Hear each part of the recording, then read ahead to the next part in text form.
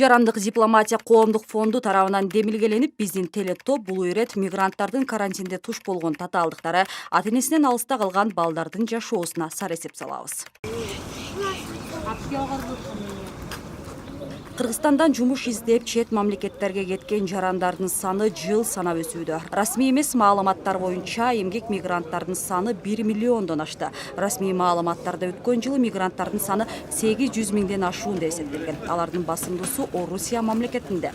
Орусияда 728 миң эмгек мигранты бар, Казакстанда 35 миң, Туркияда 30 миң, Германияда 8575, Түштүк Кореяда 6550 мигрант бар, Бириккен Араб Эмираттарында 5500. Өткөн жылы пандемияда чет мамлекеттерде жүргөн кыргызстандыктардын 50%дан ашууну жумушсуз калган. Киреше тау убактылуу токтоп, акчадан кыйналган жарандар чартердик каттамдары менен өз мекенине кайтып келип жатышты.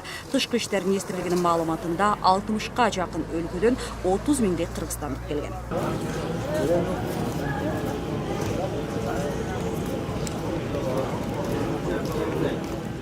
Экономика жаатындагы адистер карантин мигранттар иштеп тапкан каражаттарын үнөмдүү пайдалануу керек экендигин сезирди дешет. Ошондуктан финансылык сабаттуулук эрежелерин жайылтуу керектигин айтышууда. Себеби 3-4 айлап жумушка чыкпай үйдө отуруп калгандардын көбү жада калса тамак аш татыштыгына дуушар болушкан. Алышыбыз керек деп ойлойм. Себеби азыркы учурда аябай чоң, мисалы пандемияда учурунда деле биз көрдүк.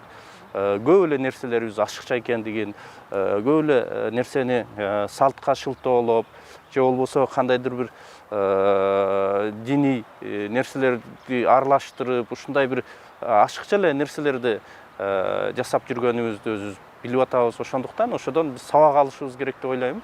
Кичинекей кезинен баштап үй бүлөнүн ар бир мүчөсүн, бала чакабызды ошол нерсеге үйрөтүшүбүз керек.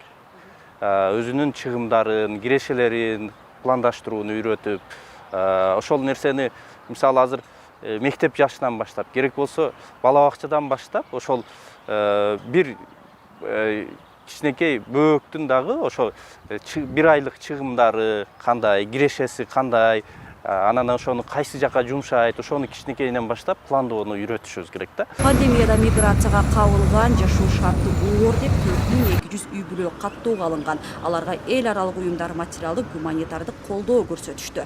Кыргызстанга кайтып келе албай калган жарандардын балдарына өзгөчө көңүл бурулду. Бирок биздин ошол жана 4000 балабыздын мисалында алганда бизде 10% ата-эне деле кайтып келген жок да. Биз ошону так эле айта алабыз. Себеби бизде ар бир үй бүлөнүн социалдык, психологиялык баалоо анкеталарында кыйынчылык катары жазылган жеринде эми болбоду. Бирок биз ата-энелер менен баарлашып, зордук зомбулдук мамиле болгон убакта ата-энени ошол ыйгарым укуктуу органдар аркылуу келгиле, келишиңиздер керек деген сунуштарды биз берип, адистер иштеди. Анан эми ошол жасалган ишибиздин жыйынтыгында биз узак убакытка колдоого муктаж болгон ошол 87 үй бүлөнү биз ушул учурга чейин кармап келе жатабыз. Азыр ал үй бүлөлөрдүн бир 12% иш токтотулду, себеби болгон көйгөйлөрү чечилип эме кылды. Биз ар бир кварталда ай сайын үй бүлөлөрдү кайрадан көйгөйлөрүн тактап ишти жүргүзүп атабыз да. Карантин жашы жете электерди ата-энесинин камкордугунан алыс экендигин сезирди. Психологиялык колдоого суроо талап артты. Мындайда ар бир аймактагы балдар менен психологдор иш алып барышкан. Анан эми онлайн окуунун бир жаман жери ата-эненин билимине байланыштуу болуп калат да. Ал эми ата-энеси жанында болгон баланын абалын элестетип көрө бериңиз да. Чоң ата чоң энеси аны түшүнбөйт. Анан кийин бала бир маселени түшүнбөй калса экинчиге кызыгы болбой калат. Ошон үчүн ал окууну таштап коюшу да мүмкүн. Мына ошол сыяктуу көйгөйлөргө учурап аттык. Балага айрыкча тестер куракта, өспүрүм куракта балага ата-эне же болбосо жакын адамы дос катары мамиле кылыш керек. Себеби биз кеде келжирип сүйлөй берет да, койчой ушунун сөзү эмне деп коебуз го. Жок андай эмес, анын ошо ар бир сөзүнө маани берип туруш керек да. Эмне үчүн ошентип калды? Эмне үчүн бүгүн өңү башкача? Эмне үчүн бүгүн тамактанбай койду? Эмне үчүн бүгүн кеч келди? Ушул сыяктуу майда барат нерселерге көңүл буруп туруш керек. Ош шаарынын тургуну Пашагүл Чолпонкулова апасы каза таап, атасы мигрант болуп жүргөн 8 жаштагы небересин асырап алган. Былтыркы жылы пандемия учурунда небереси билим алуудан аксап, сабактарынан төмөн бааларды алып келе баштаган.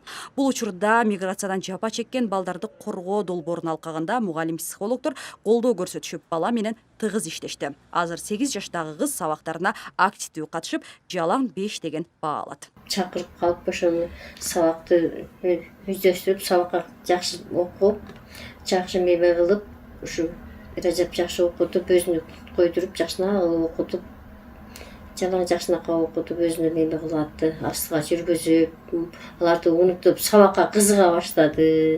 Өзүнүн олордон ойнотуп, окутуп жүрдү. Ошо жакшы, ушуларга рахмат сурагандарга. Белгилей кетсек, Кыргызстандан чет мамлекеттерге учак аркылуу баруучу ар бир жүргүнчү пандемияга байланыштуу коопсуздук талаптарды ар бир өлкөнүн элчиликтеринен тактап алуу сунушталат. Маселен, Кыргызстандын жараны Орусияга баруу керек болсо, путешествие без ковид деген мобилдик колдонмону телефонуна жүктөп алса болот. Колдонмодо жүргүнчү кайсы лабораторияга ПЦР тест тапшырса, ал Орусияда жарактуу болору сыяктуу маалыматтар бар. Ал эми Орусиядагы кыргыз мигранттары коронавируска каршы эмдөө алуу үчүн жумуш берген мекеме ишканаларына кайрылуусу керек болот. Себеби вакцина алуу акылуу жана ал мамлекетте акча булагы иш берүүчүлөр. Саламаттыкты сактоо департаментинин 8 июндагы токтомуна ылайык ар бир эмгек мигрантына эмдөө үчүн төлөм акы 1300 рубль деп көрсөтүлгөн. Кыргызстандан Казакстан, Өзбекстан мамлекеттерине түз аба каттамдары менен жетүү үчүн ПЦР тест тапшырышыңыз зарыл. Ал 72 саат жарактуу. Тактап айтканда, коронавирус илдетине чалдыккан эместигиңиз тууралуу тесттин анализи чыккан сааттан тартып 72 саат ичинде аталган өлкөлөргө жетип барышыңыз керек болот. Ошондой эле Араб Эмираттары, Туркия мамлекеттерине Кыргызстандын жарандарына ПЦР тест талап кылынат. Жарактуулук мөөнөтү 72 саат, башкача айтканда 3 сутка. Эгерде Туркиядан ары дагы башка мамлекеттерге учак аркылуу сапар тартам дегендер болсо, элчиликтерден маалыматтарды тактап алуу зарыл. Кошумчалай кетсек, Кыргызстанга келген ар бир жүргүнчүдөн аба майдандан 72 саатка жарактуу делген ПЦР тесттин жыйынтыгы суралат. Ал жүргүнчүдө коронавируска каршы эмдөө алгандыгы тууралуу сертификат болсо, анда ПЦР тест тапшырууга кажет жок.